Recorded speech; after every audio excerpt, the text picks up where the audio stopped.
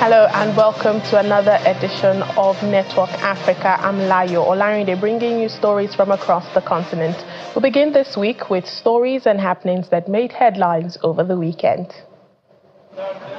At the just concluded COP29 summit, South African Environment Minister Deon George said he was displeased with the initial text on fossil fuel mitigation at COP29, but that a newer draft agreement had improved on it.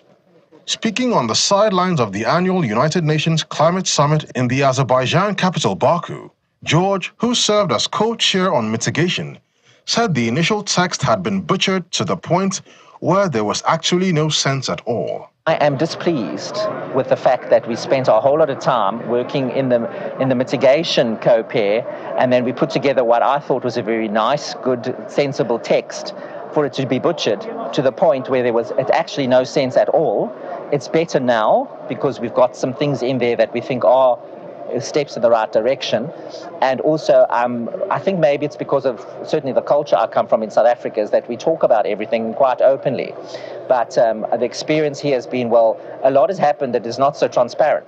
George also said South Africa is taking a realistic approach to how much money developed nations can provide to support poor countries, tackle climate change, and transition to cleaner energy, adding that moving forward was better than standing still.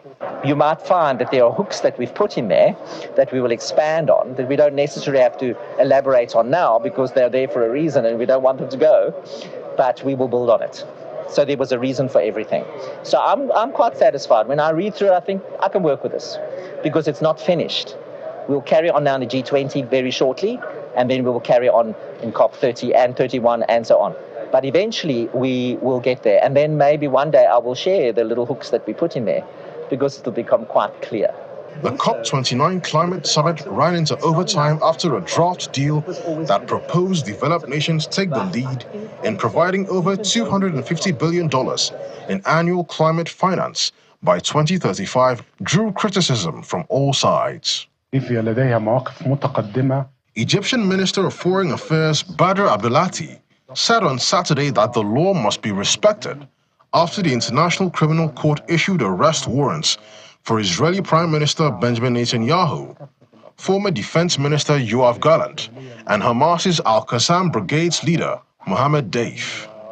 During a joint press conference with his Bolivian counterpart, Salinda Sosa, in Cairo, he said the value of the law must be upheld. Once again, we cannot allow for a state to place itself above the law and not be held accountable. Chinese President Xi Jinping was on a brief visit to Morocco, arriving at Casablanca's Mohammed V International Airport. Footage shows Xi descending plane's ramp before meeting with Moroccan Crown Prince Al Hassan bin Mohammed and other key diplomats, are seen sitting together in the reception hall. According to media reports, Xi flew in for a brief visit. Morocco's strategic partnership with China began with the Moroccan king's last visit to the country in May 2016. China has stepped up investment in Morocco's infrastructure and rail sector in recent years. It's our main stories for today. At least 24 people have died after two boats carrying mostly Somali nationals capsized off the coast of Madagascar. A statement from Somalia's Ministry of Foreign Affairs said efforts are on the way to ensure the safe return of the survivors. The vessels were discovered adrift off Madagascar's north coast on Saturday in the Indian Ocean. It is believed their engines had failed. Well, survivors who were rescued by fishermen say they were trying to reach the French island of Mayotte, a common but dangerous route for Somali migrants seeking asylum.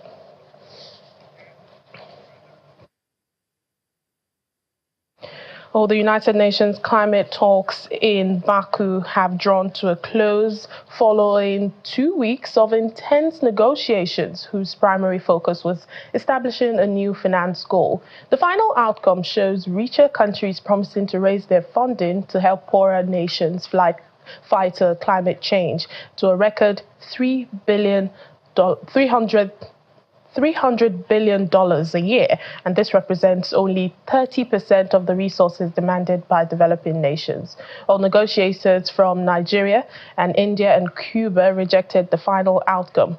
Our environment correspondent Ayola Kasim, who has covered the entire proceedings from Baku, now brings us more from the closing session.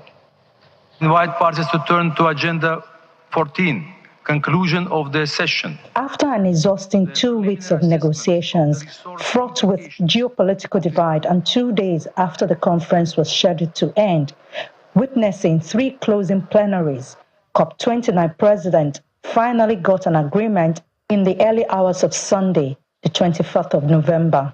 I hereby invite the CMA to adopt the draft decision contained in document CMA/2024 L.22.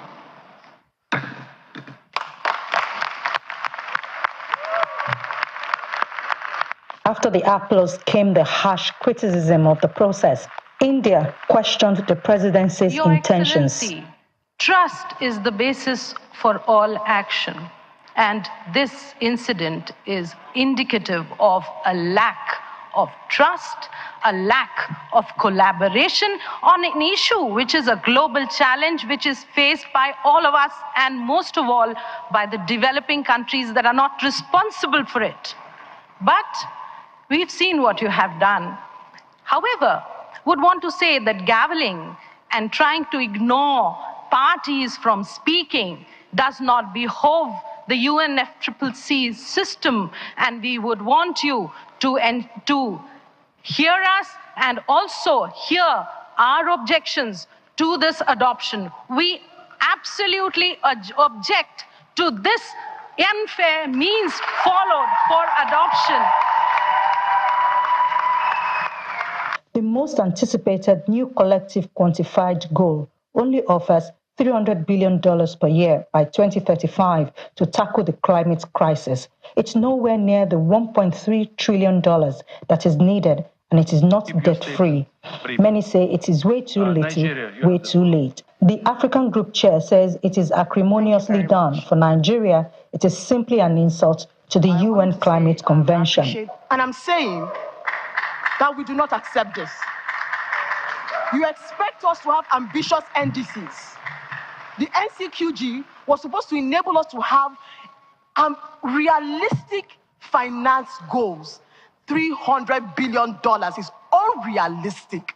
But the COP29 president believes the Baku finance goal represents the best possible deal that could be reached. The representative of the EU and its member states pointed out to the delegates that this is a challenging geopolitical period, and sealing a deal truly is exceptional. We're tripling the 100 billion goal, and we feel it is ambitious, it is needed, it is realistic, and it is achievable. And we are confident that this will be a tale of delivery. While the deal has drawn condemnation around the world, the UN Secretary General said he had hoped for a more ambitious outcome. But this agreement provides a base on which to build.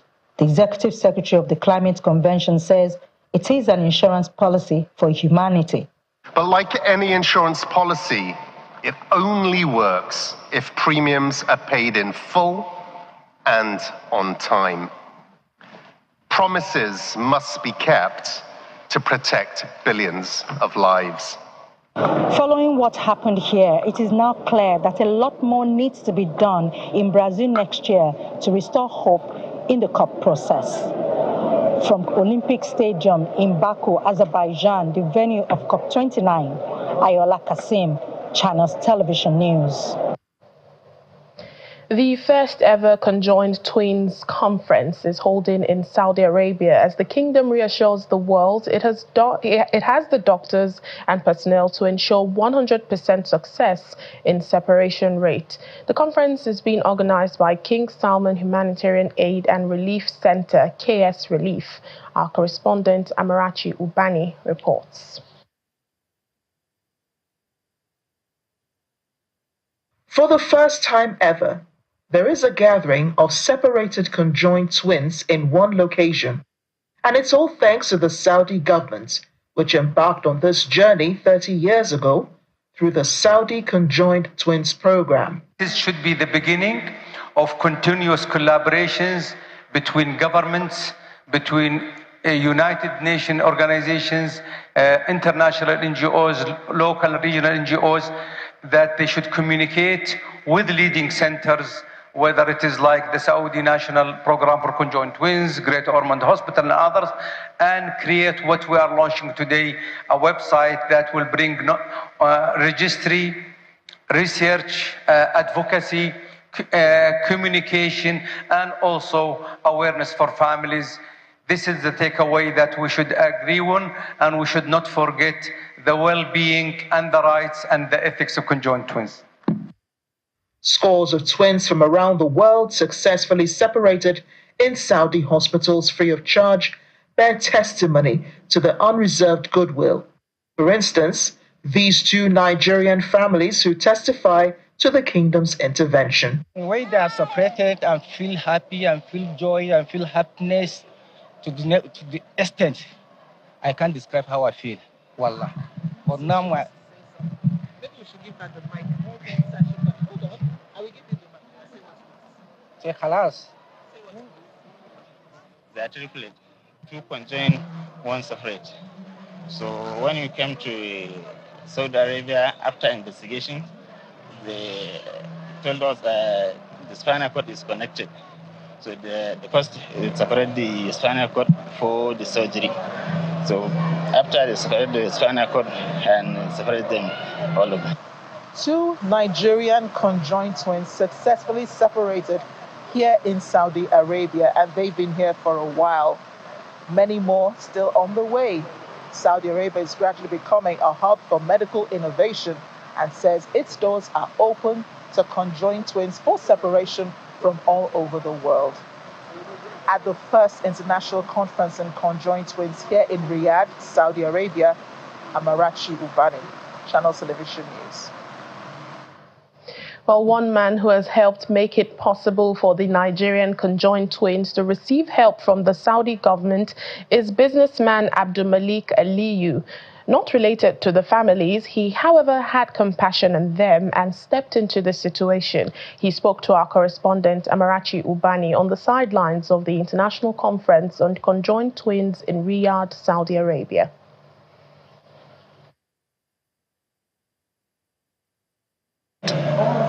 We don't know what to say.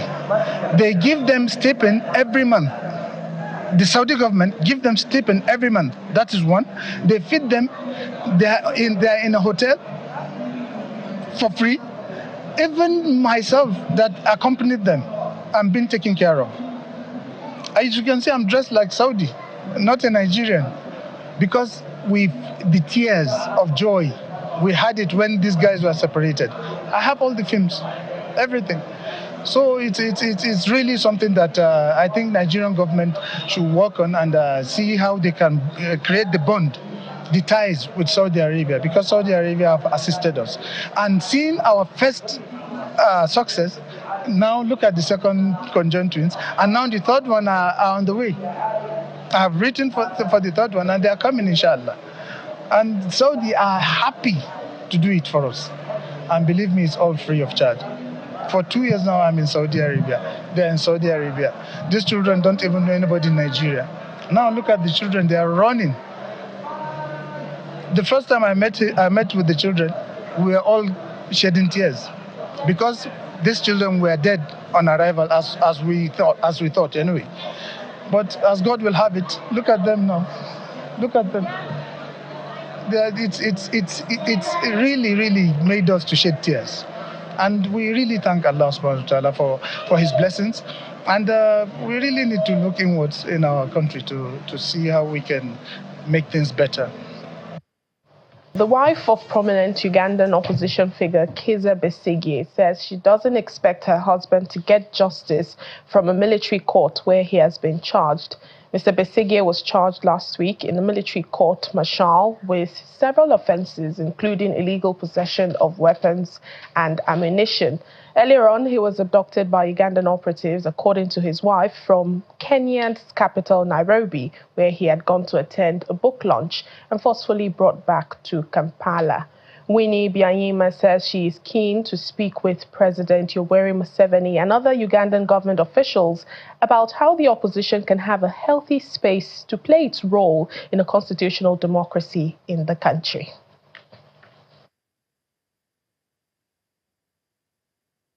They packed them in a little car.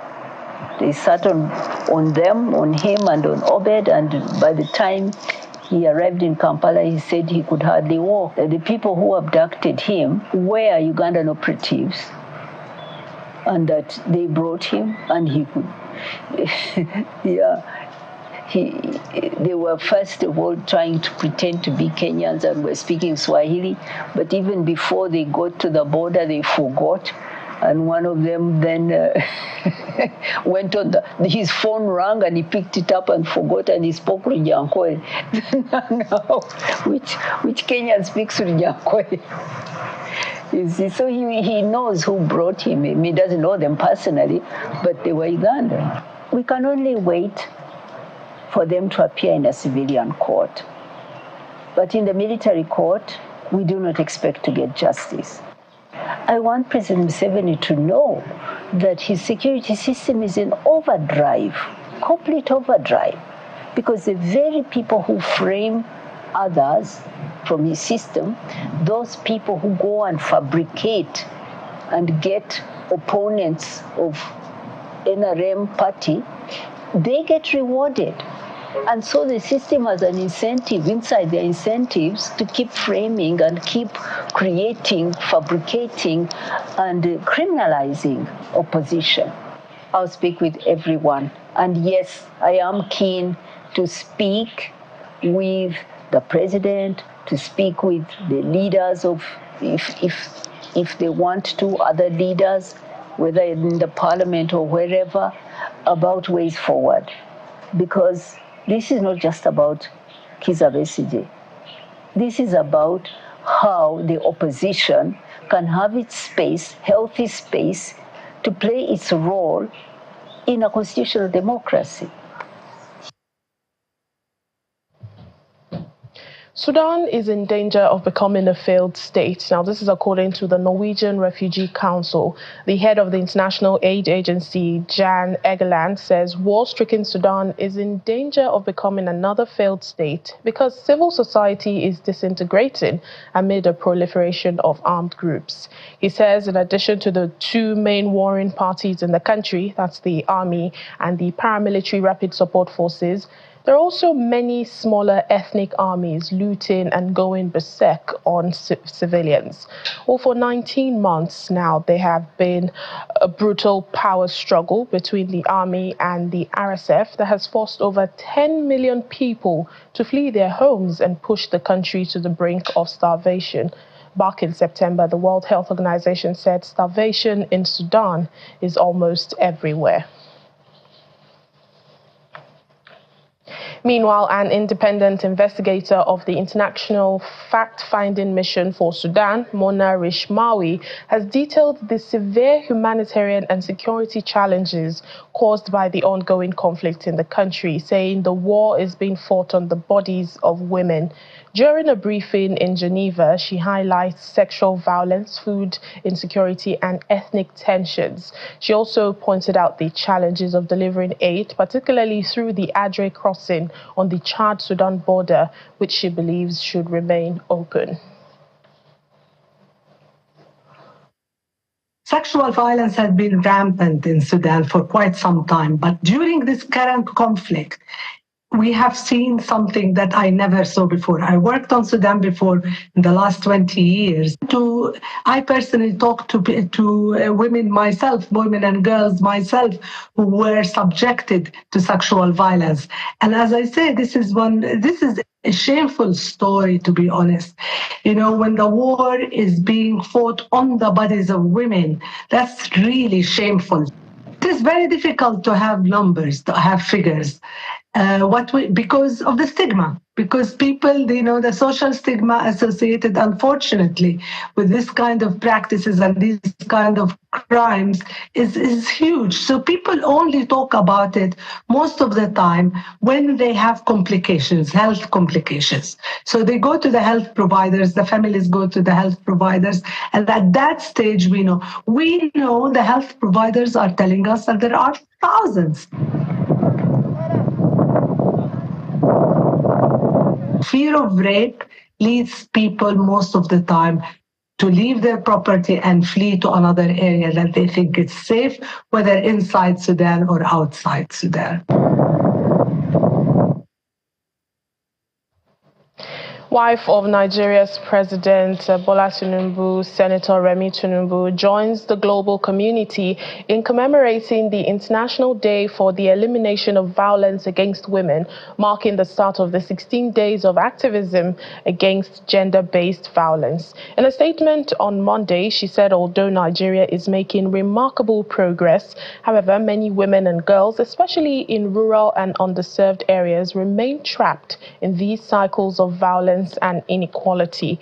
Senator Tinubu calls for collective action across all sectors of society in reporting and timely prosecution of perpetrators, increased support for victims and survivors, and also creating safer environments for women and girls. Gender-based violence remains one of the most widespread human rights violations, with nearly 1 in 3 women worldwide experiencing physical or sexual violence in their lifetime. And finally, on the program, the African Development Bank, AfDB, celebrates its Diamond Jubilee. The bank says it marks 60 years of driving social and economic transformation across the African continent. The Southern African Regional Celebration held in Johannesburg, South Africa, and it brought together leaders, stakeholders, and partners to reflect on the institution's journey and its vision. Our South Africa correspondent, Innocent Samosa, has more. It was indeed a time of reflection and celebration. The event highlighted the bank's significant contributions to Southern Africa's development and honor milestones in infrastructure, education, health, and sustainable development. The celebration also unveiled the bank's vision for the next decade, including initiatives in renewable energy across broader infrastructure and digital transformation. We have approved a new 10-year strategy, and we will continue with the strategic vision of the high fives, because if we achieve the high fives, we will be able to achieve 90% of the SDGs. As the African Development Bank reflects on 6 decades of progress with a focus on innovation and sustainability, the question remains, is the African continent making progress in addressing some of the economic disparities that are facing the continent? It's a mixed bag of outcomes. There are certain African countries that are making good progress, like Ethiopia. There's a lot of good things that we can learn from each other in terms of economic development. And I do think that all the things that we've committed ourselves to, industrialization of the continent, we've got critical minerals here, lithium, which are quite important for the decarbonization of the world. We should be producing electric vehicles here, batteries here. Your Excellency, if I hear you correctly, you're speaking about exogenous factors.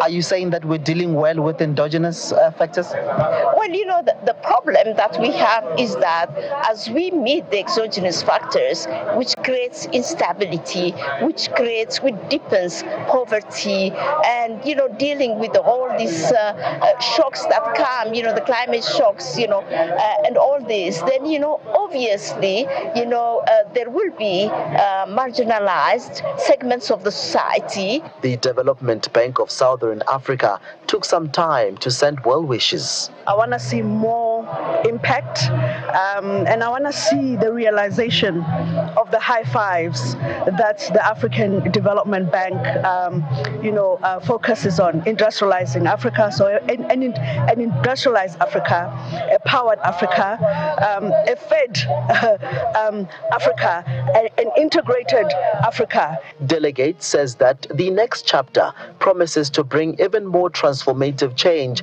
to the region. We can only hope that this will not be another talk shop. From Johannesburg, South Africa, Innocent Simons, Channels Television News. And that's it on the program today. Thank you so much for watching. I'm Layo Olarinde.